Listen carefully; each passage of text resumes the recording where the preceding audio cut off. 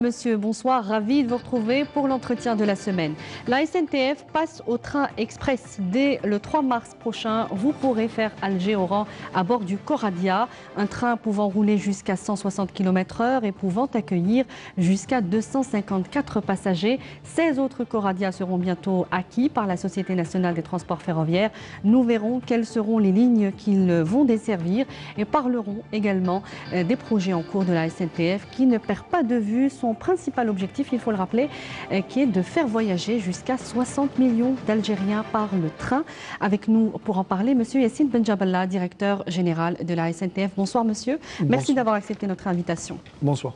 Alors le Coradia, c'est un acquis important évidemment pour la compagnie nationale, la Société nationale des transports ferroviaires, mais peut-on parler réellement de train rapide puisque, on le sait, le Coradia ne va pas rouler à 160 km/h? Oui, effectivement, donc c'était un nouveau train qu'on vient d'acquérir qui est inscrit dans le programme d'investissement 2015-2020. Donc le Coradia, c'est le dernier investissement qu'on est en train d'acquérir. Dans le deuxième autorail, déjà, il a été réceptionné avant-hier. Oui. Donc il a touché le sol algérien. Donc aujourd'hui, on se retrouve avec deux Coradia. Et sur 17. Sur les 17, déjà, le deuxième est arrivé. Donc, et on continue chaque mois à réceptionner un par un jusqu'à la fin d'année. Donc c'est un train, effectivement, qui a une capacité de rouler à 160 km/h. Mais pour le moment, commençons déjà avec... il roulera sur certains tronçons à 130 km/h. En attendant de la mise à niveau un petit peu du réseau qui est en train d'être mis à niveau pour qu'on puisse aller chercher les vitesses de 160 km/h. Alors c'est-à-dire exactement pour la mise à niveau du réseau ferroviaire, c'est l'électrification notamment? Bon, pour l'électrification, on a trouvé la parade, c'est-à-dire on a ramené un polyvalent. C'est-à-dire là où il y a l'électricité, on peut rouler, là où il n'y en a pas, on peut rouler également par le diesel. Donc ce n'est pas une obligation d'avoir l'électrification. Alors c'est quoi? L'adaptation des rails en fait? C'est beaucoup plus, c'est les passages à niveau en premier lieu. Tout à fait, il faut supprimer les points noirs. Donc on ne peut pas rouler à des vitesses selon les textes de loi au-delà de 120 s'il y a au moins un seul passage à niveau sur la ligne. Donc d'où la nécessité d'être vigilant à ce niveau-là et tout un programme qui a été lancé récemment. Donc au bout de quelques mois, Inch'Allah, on s'inscrit dans une logique de supprimer progressivement tous les passages à niveau sur la suppression, c'est-à-dire... Non, c'est-à-dire quand petit à petit, c'est-à-dire c'est pour quand? C'est 2 années, donc selon le programme... Sur 2 années. Sur 2 années, 24 mois, donc c'est un programme qui est à la charge de l'ANSRIF et ils sont en phase de lancer les appels d'offres, l'attribution de contrats et de marchés pour qu'on puisse éliminer un petit peu les passages à niveau dangereux. Mais en parallèle, nous, la SNTF, donc pour un petit peu atténuer les risques, donc on a préféré de gardiner certains passages à niveau. On a ciblé 18 sur l'Alger-Oran. Pourquoi? Pour quelle raison? Pour minimiser le risque d'accident, parce qu'il vaut mieux les gardiner parce que c'est des points un petit peu dangereux selon l'accidentologie. Donc les statistiques confirment qu'il y a un danger. Donc on a préféré d'engager de nouveaux du personnel recruté carrément et les gardiner en attendant de les supprimer ces passages à niveau. Et à terme, l'autorail, le Coradia en l'occurrence, il va rouler, il va faire une durée entre le trajet Alger-Oran de 2h45, c'est bien cela? À terme. Mais pour le moment, c'est-à-dire quand? À terme, c'est à partir de la 3e, 4e année d'exploitation, parce que ça dépend du réseau. Nous, on a du matériel qui roule à 160. On a la possibilité de faire rouler à ces vitesses-là, mais on dépend quand même d'un réseau qui est à la charge de l'ANSRIF. Alors pourquoi avoir choisi la ligne Alger-Oran? Il y a la demande, tout simplement. Pour commencer. Tout simplement parce qu'il y a une demande, il y a une clientèle qui s'est habituée du train, donc, et c'est la ligne la moins contraignante. Donc, sur le plan technique, vous voulez dire? Sur le plan technique, la moins contraignante, il y a de la double voie et on peut atteindre des vitesses quand même à 130 sur certains tronçons. Donc, ce qui n'est pas le cas à l'Est, par exemple? Qui n'est pas le cas à l'Est, parce que le cas à l'Est, c'est toujours en chantier, nous sommes en voie unique, les travaux sont en cours d'ailleurs, mais Oran, on peut faire... Il y a la demande également, c'est le marché qui commande en fin de compte. Vous avez déjà déclaré que la ligne Alger-Oran n'était pas forcément la plus rentable comparée aux autres lignes ferroviaires. Elle est rentable, elle fait partie des lignes rentables. La moins rentable, c'est ce que vous avez déclaré en tout cas. C'est-à-dire par rapport à Oran-Béchar, il fait le plein, il fait le 100%. C'est un train couchette qui fait le trajet... Oran-Béchar, c'est la plus rentable d'ailleurs. Alger-Béjaï, pourquoi ne pas avoir commencé par Alger-Béchar Oran-Béchar. Parce que si je prends Oran-Béchar, le passage à niveau, la longueur, donc Oran-Béchar avec le Coradia, ça va venir juste après, c'est un train de jour.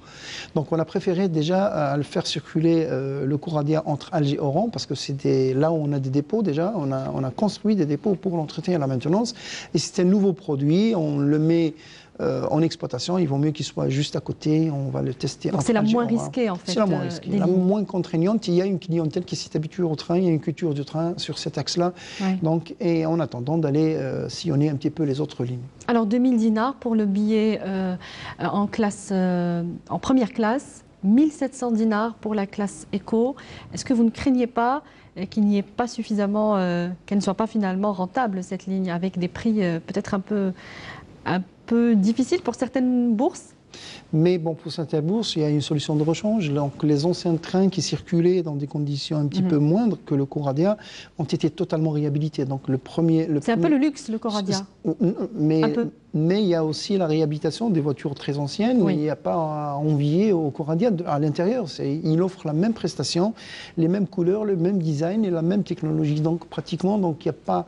Là, il y a le choix de prix. Celui qui roule en express, c'est-à-dire avec un seul arrêt technique, il doit payer le prix avec un repas à bord. Et celui qui veut rouler en train ordinaire classique, donc il y a eu un saut qualitatif en termes de qualité de service et le prix n'a pas bougé d'un centime. Oui. Et rappelons que le Coradia, pour faire Alger-Oran, il fera 4 heures de temps au lieu des 5 heures actuellement avec un train classique. Effectivement, pour le moment, on essaye de cibler comme un objectif raisonnable de 4 heures, en tenant compte un petit peu des contraintes que nous subissons quotidiennement.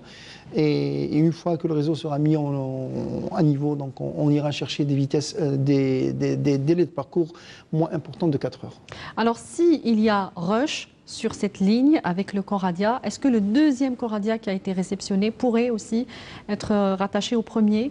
Effectivement, donc c'est le choix du Coradia avec cette dimension de 6 voitures, elle a été faite dans ce sens. Et on aura une flexibilité en cas d'affluence, en période de vacances, on peut rajouter un deuxième et un troisième Coradia sur le même train. Donc on peut aller jusqu'à 3 ou 4, techniquement c'est jouable, gagner en longueur et en nombre de places offertes. Donc, et au moment où on creuse, on peut rouler avec un seul Coradia si la demande Oui. Donc vous êtes à l'aise aujourd'hui? Nous sommes très à l'aise. Avec ce nouvel autorail. Les 15 prochains autorails qui vont être donc réceptionnés par la SNTF, les 15 prochains Coradia, ils vont desservir quelle ligne? Les premiers, les futurs trains Coradia? Voilà, nous avons des engagements par rapport aux lignes rentables. Nous avons la ligne de Béchar, donc je pense que ce sera la deuxième ligne qu'on va ouvrir. Nous avons Constantine également, Alger-Constantine, donc la ligne Oran-Béchar. Donc Oran-Béchar, on va offrir 2 services à la fois.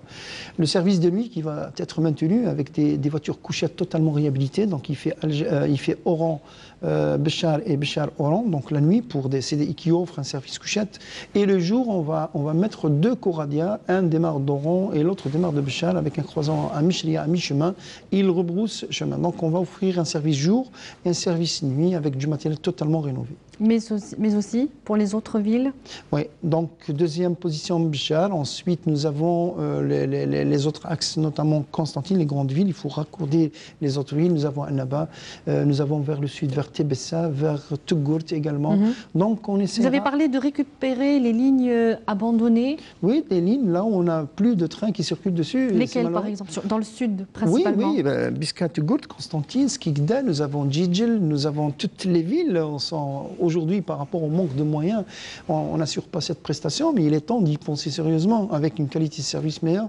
Donc il n'y a pas que le Coradia. Il ne faut pas se focaliser uniquement sur du Coradia. Coradia, c'est un train qu'on a appelé le train express, mais il y a aussi les autres trains anciens qui circulent actuellement avec de nouvelles voitures totalement réhabilitées. Oui, on va y arriver pour la réhabilitation de 202 voitures. 202 voitures. Mais pour l'instant, l'événement reste autour du Coradia que vous allez inaugurer donc le 2 mars prochain. Alors, vous avez dit que c'était un train qui allait apporter de la performance, du confort et donc moins de probabilité d'accident. Un système intelligent qui permet au train de communiquer ensemble, ce qu'il y aura aussi beaucoup moins de retard concernant les Coradiens. Bon, le retard ne dépend pas du train, le retard. Le retard, il ne dépend pas du train, il dépend beaucoup plus de l'environnement. Donc si tout va bien en ligne, donc le train n'a pas raison pour qu'il soit en retard. Donc il suffit de prendre le départ et arriver à destination dans le temps. Mais par rapport au système qui gère qui va gérer les coradias? Non, le système qui va gérer le coradia, c'est ce qui va se retrouver en cours de route. S'il va y avoir, je ne sais pas, une voiture ou présence d'individus sur la voie ou bien un arbre qui tombe ou je ne sais pas quoi, donc le train il est obligé de s'arrêter. Donc le retard, ce n'est pas dû ni de la conduite ni du train lui-même. Donc c'est l'environnement qui nous impose ce retard. Donc si tout va bien sur la ligne, il n'y a pas de raison que le train soit en retard. Donc ce n'est pas une garantie pour moins de retard en fait? Non, on veillera à ce qu'on soit ponctuel, parce que la ponctualité aujourd'hui, c'est devenu un produit commercial. Donc nos engagements, il faut les honorer vis-à-vis de notre clientèle. Donc, et on connaît bien un petit peu nos faiblesses à ce niveau-là, donc on essaye de minimiser le risque de retard. Mais le plus important aussi, vous me permettez, donc pour le retard, donc il y a un petit remède quand même, c'est l'information qu'on doit véhiculer. Parce que le voyageur, si nous sommes en retard et on l'informe, on le fait patienter quand même. Donc je pense que par rapport au retard... Il y a un manque à ce niveau-là? Oui, actuellement nous avons un manque terrible pour faire circuler l'information. Parce que, bon, pour quelle raison?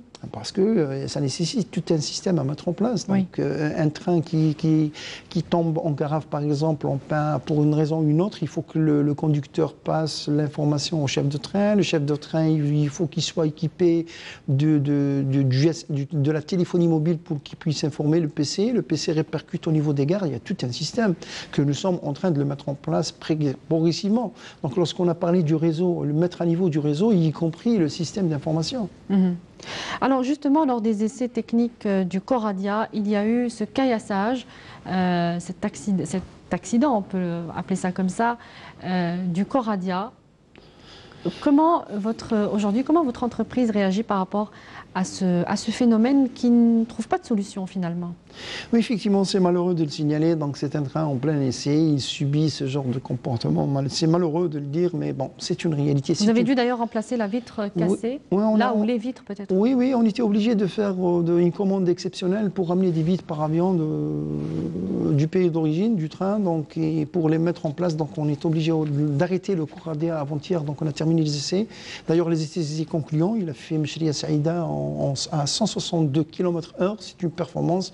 Au bout de 3 km, le train a atteint cette vitesse, donc c'est une performance. Nous sommes très satisfaits des essais, du train lui-même, avec un confort terrible à bord du train, du moins à travers les rapports que j'ai pu lire des techniciens qui ont accompagné le train. Donc nous sommes satisfaits du produit, mais en cours de route, il y a eu ce phénomène négatif de caillassage auquel il faut trouver des solutions, parce que donc, quelque part, nous sommes victimes. Donc c'est pas le problème uniquement de la SNCF. Nous, on peut réparer, nous, on peut remplacer, on peut comptabiliser. Est-ce que vous avez lancé une réflexion auprès des ministères de tutelle, notamment, pour justement étudier ce phénomène de près? Oui, quelque part, on n'est pas des spécialistes pour étudier le phénomène. C'est un phénomène social. Donc, il faut poser la problématique aux gens spécialistes dans le domaine. Pourquoi les gens se comportent ainsi? Parce qu'il y a d'autres paramètres qui sortent un petit peu du périmètre d'intervention de la SNCF. Donc, si on voit les gens qui se comportent de la sorte, c'est des enfants. C'est des enfants qui, dans l'âge de 12 ans jusqu'à 25, jusqu'à 30 ans parfois. Et il faut se poser la question pourquoi. Donc, il y a un sentiment de haine contre le train parce que les gens habitent à proximité, le train les gêne, le train peut-être il a heurté ou bien il a tué quelques membres de la famille. Oui, il y a ce sentiment de colère que certains habitants qui habitent justement aux abords des trains expriment souvent. Oui. Et il y a aussi le vide. Donc les enfants, ils n'ont rien à faire. On a remarqué que les jets de pierre, ils s'aggravent. Les statistiques le confirment, surtout les périodes des vacances. Donc c'est rien que pour ça. Donc une solution qui se présente, il faut occuper ces enfants par des activités mais pour sportives. les solutions immédiates, on va dire. Certains vous parlent de grillage, comme j'ai pu le voir sur justement notre page Facebook, lorsque nous avons annoncé votre venue sur notre plateau. Alors certains vous recommandent de mettre des grillages autour des trains, la police des trains, certains vous en parlent aussi. On sait que les textes législatifs ne sont pas prêts. Le cadre législatif n'est pas encore prêt. Pour quelles raisons il n'y a pas justement ces solutions immédiates qui pourraient prévenir certains de ces comportements? Bon, pour mettre des grillages, je dirais, c'est pas une bonne idée, parce que le grillage, déjà, sur le plan sécurité, il est interdit. Donc, si on met du grillage, s'il va y avoir un pépin, comment on peut évacuer les voyageurs de l'intérieur? Il ne faut pas oublier l'accident qui s'est produit en Égypte. Il y a eu le train qui a pris feu. Il y avait une soixantaine de voyageurs qui sont morts étouffés à l'intérieur du train parce que le train était grillagé. Donc, sur le plan sécurité, c'est déconseillé d'aller vers ces solutions. Donc, la meilleure solution, c'est d'essayer de traiter l'environnement. C'est en avant. Nous, autant que chemin de fer, on a essayé de faire quelques actions, notamment la sensibilisation au niveau des écoles, des mosquées. Qui n'a pas marché? Bon, qui a donné quelque part des résultats, mais je comprends parfaitement ce nouveau train. Quel résultat? De quelle manière elle a donné des résultats? Bon, ça, il y a eu moins de oui, un certain moment. Vous l'avez observé? observé? On l'a observé. Mais la venue du Coréa d'un nouveau, ça a réveillé un petit peu ce réflexe naturel, donc il commence par curiosité, je dirais. Mais bon, c'est une fatalité qu'on accepte. Mais il faut traiter le problème en amont. Pourquoi les gens peuvent... Parfois, il viendra un jour, je dirais, qu'ils vont s'habituer de ce train, et il faut s'habituer de beaux trains. Et c'est l'environnement qui va changer le comportement de l'individu. Mais la police des trains, vous... Pour la police des trains, oui, effectivement, il y a tout un projet là-dessus. Donc, commençons déjà par la première phase d'aller vers la professionnalisation du métier. Donc, nous avons du personnel de la SNTF, donc il faut le former correctement, lui inculquer cette notion de protection du patrimoine. Et voilà, donc déjà commençons par la professionnalisation de cette fonction qui est très importante, très demandée. Et ensuite, on verra ce qu'on peut faire avec cette police des chemins de fer. Donc, ça n'est pas pour demain, en fait. Mais le plus important, c'est de professionnaliser la mission, recruter, former. Aujourd'hui, nous avons des gens en tenue, quand même, en tenue été, hiver. Nous sommes en train d'aller vers ces aspects d'avoir le sentiment d'être sécurisé à bord du train. À bord et à l'extérieur aussi. Oui, effectivement, donc c'est la police des chemins de fer, si on ose dire comme ça, mais bon, beaucoup plus, c'est du personnel de la protection du patrimoine. Donc le patrimoine commence dans une gare, dans un quai, à bord du train, donc tous les services doivent être protégés. Alors justement, la gare Arras sera donc inaugurée aussi, au même moment que le Coradia. Il faut rappeler que c'est une gare qui a été entièrement réalisée par la SNTF, c'est bien cela. Oui. Et avec le souci, bien sûr, d'y apporter les normes standards qui nous font défaut d'ailleurs dans nos anciennes gares. Alors qu'est-ce qu'elle a de particulier, cette gare ? Bon, cette gare, je dirais, ça a commencé par le Coradia. Donc une fois le Coradia est venu, on a commencé à penser que bon, on va l'envoyer d'où ? Pas de nulle part, un beau train, donc il lui faut au moins une petite gare. Une belle gare. Donc l'idée est partie comme ça, à travers une petite discussion banale, mais ça a concrétisé. Donc on a trouvé une filiale 100% SNTF qui s'est engagée à prendre le défi et elle s'est engagée de la réaliser au bout de 3 mois. Parce que la discussion a commencé au mois de décembre et il nous restait que 3 mois pour inaugurer le train et on a posé comme ça la question. Il y a eu une filiale, Serra Electre. Donc elle a pris ce défi et elle a dit que... À bras le corps. Oui, effectivement, elle est capable de le faire parce que techniquement, c'est une charpente métallique. Donc, et au bout de 2 mois, entre nous, dans le jargon SNTF, on dit la gare des 60 jours. Effectivement, on l'a réalisée en 60 jours. Donc, qu'est-ce qu'elle présente, cette gare? Déjà, pour lancer cette idée, déjà aux cheminots, que la SNTF est capable de faire, pour qu'il y ait cette adhésion de la base et l'équipe dirigeante, que la SNTF a les capacités de faire quelque chose d'intéressant, notamment cette gare. C'est devenu un exemple. Le deuxième objectif qu'on a ciblé, c'est de changer les modes de gare, parce que nos gares sont plus adaptées aux exigences modernes, notamment l'accès aux personnes à mobilité réduite. Cette gare se trouve au niveau du sol, donc il vient de l'extérieur, il pénètre dans la gare jusqu'au train, il descend du train sans aide, sans aucune difficulté. Donc tous les accès, l'accessibilité a été retravaillée, plus les designs, plus le contrôle des billets, plus la télésurveillance, le système d'information. Justement, le système d'information dont vous parliez, est-ce qu'il sera intégré dans cette nouvelle gare ? Il sera intégré, mais d'une façon prématurée. C'est-à-dire, c'est au niveau uniquement de la gare, on essaye de mettre un dispositif, un micro-ordinateur qui informe les voyageurs sur les quais, sur les horaires, sur le retard. Mais le système d'information qu'on cible, ça sera centralisé, qui gère tout le réseau. Là, c'est la deuxième phase qui est en cours d'être développée. Parce que nos trains actuellement qu'on a acquis, notamment le Coradia, il est équipé de ce qu'on appelle le GSM-R. Donc le GSM-R par rail.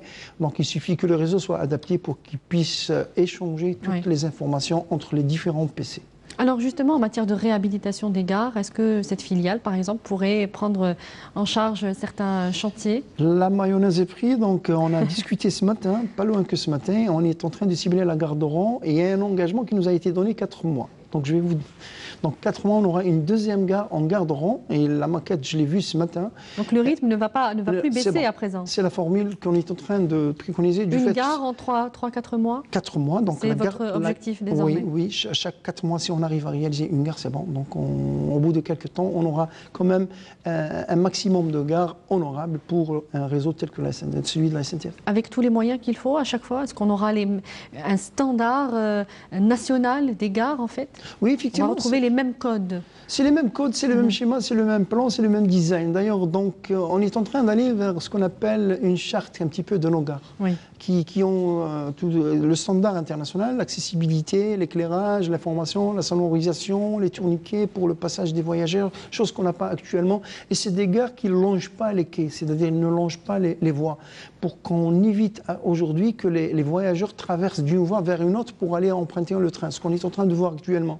Mais cette nouvelle gare, elle fait la façade, c'est-à-dire les voies prennent l'essence à partir du bloc voyageur, c'est-à-dire le client, lorsqu'il sort du bloc de la gare, il a les quais en face de lui, donc il ne va pas s'amuser à traverser la voie parce que c'est la sécurité qui prime. Donc les anciennes gares ne disposent pas de cet avantage, mais par contre les nouvelles gares que nous Et le programme de réhabilitation justement des gares, il serait étalé sur combien de temps? Donc, il n'y a pas de deadline en fait. Non, il n'y a pas de deadline. En fonction de nos capacités, donc pour le moment, on est capable de financer et on a financé totalement la première gare d'Aga. Demain, on a le financement pour la gare d'Oran qui va s'inscrire dans le cadre de Oran. Elle va fêter bientôt les Jeux méditerranéens. Donc c'est une gare déjà qui s'inscrit dans cette logique pour donner une ville, donc une gare. Donc il va y avoir du transport, des va-et-vient entre Alger et Oran, au moins. Il y aura une activité supplémentaire donc, en fait. Alors 2020-2025, la SNTF va aller vers les trains à grande vitesse, les trains jusqu'à 220 km/h. Et vous avez parlé d'acquérir les moyens pour passer des contrats de ce type. Qu'est-ce que cela veut dire concrètement? Effectivement, donc nous, le deuxième programme qu'on a validé, c'est le montant est de 58 milliards de dinars. Donc nous sommes en phase de préparer le deuxième programme 2020-2025. Donc, disons 2015-2020, il est terminé. Le dernier, c'est le Coradia. Avec les Coradia. Voilà, on a terminé avec les 68. Il nous reste 58 à consommer. Mais bon, on a temporisé un petit peu pour voir plus clair. Donc, on n'a pas de visibilité. Mais selon le planning de développement du réseau, donc à partir de 2020, on commence à réceptionner des lignes à grande vitesse. Lorsque je dis des lignes à grande vitesse, c'est des 220, notamment au Ouatlilet, frontière du Maroc, en Tlemcen, par exemple. Oui. Donc là, on est obligé d'y penser dès maintenant pour que 2020, une fois réceptionné la ligne, qui est des trains... Mais vous allez chercher des partenaires? Nous sommes en train d'élaborer les cahiers de charges. Donc pour une fois, on est en train de se prendre en charge au moment opportun, parce que c'est un don creux. Donc 2020, c'est au bout de 3 années. Oui. Donc aujourd'hui, on prépare déjà les cahiers de charges calmement. On choisit le produit, on définit le besoin et on étudie le marché. Et une fois qu'on lance le produit, on va le réceptionner au bout de 2 années. Donc on est dans un timing, disons, nous sommes à l'aise pour que le janvier... Pour y réfléchir sereinement. Oui, on réfléchit. On a 3 années, c'est le délai d'engager d'engagement. Ce ne serait pas forcément le même client que pour le Coradia? Pas forcément. Pas forcément. Donc si c'est un appel d'offres déjà, et le meilleur produit qui nous arrange, et pourquoi pas, ça ne sera pas un produit fabriqué en Algérie, pourquoi pas? Parce que dans la continuité du Coradia, donc il y a cette idée d'aller vers le montage du 18e autorail en Algérie, au niveau des Citales. Donc l'idée, elle y est, et pourquoi pas, elle sera la bienvenue. Peut-être on va se lancer sur la fabrication du train à 220. Le montage dans un premier temps. Le montage déjà qui n'est pas des moindres. Alors la réhabilitation rapidement des 202 voitures, vous avez annoncé un nouveau train, réhabilité chaque mois. On en est où et quelles sont les prochaines voitures qui vont être remplacées? On le sait déjà pour Béchar, qui reste la priorité. Oui, il va y avoir 2 trains qui vont sortir, donc celui de Constantine très prochainement. Donc nous sommes à la 5e voiture, je pense, ou la 4e voiture déjà réhabilitée totalement. Donc on va avoir le train de Constantine-Alger. Donc du coup, on aura 2 trains Alger-Oran, Alger-Constantine et un retour avec du matériel rénové. Et très bientôt, on va injecter les voitures couchettes sur Béchar, Inch'Allah. Et la ligne Alger-Aéroport, Rouali Boumediene? Ouais, Est-ce qu'elle est encore dans les projets et ce serait pour quand? Elle est, selon les échéances qui nous ont été avancées, c'est vers la fin de l'année en cours, donc septembre, je pense.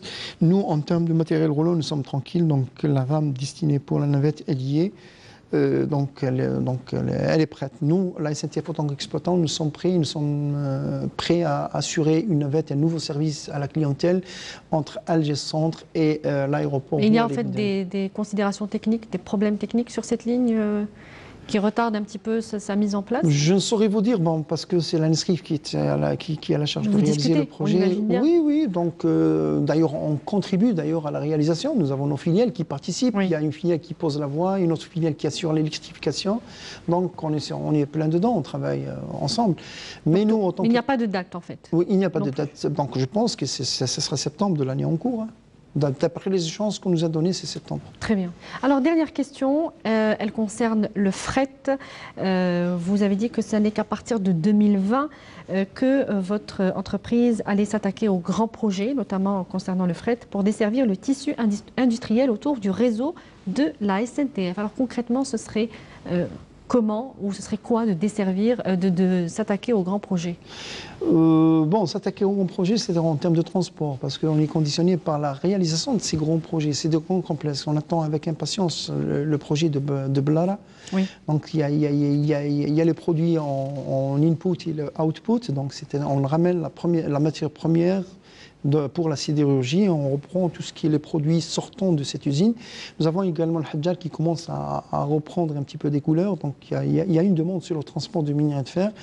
Mais vous ne voyez ce transport qu'à partir de, enfin l'émancipation de ce transport qu'à partir de 2020 en fait. Oui, les échéances qui nous ont été données, c'est horizon 2019-2020, on commence à voir un petit peu des produits. Maintenant, il y a une demande, oui, une possibilité. Maintenant, il y a le ciment également au niveau des Biscral. Le Silence commence à nous solliciter pour l'exportation du ciment.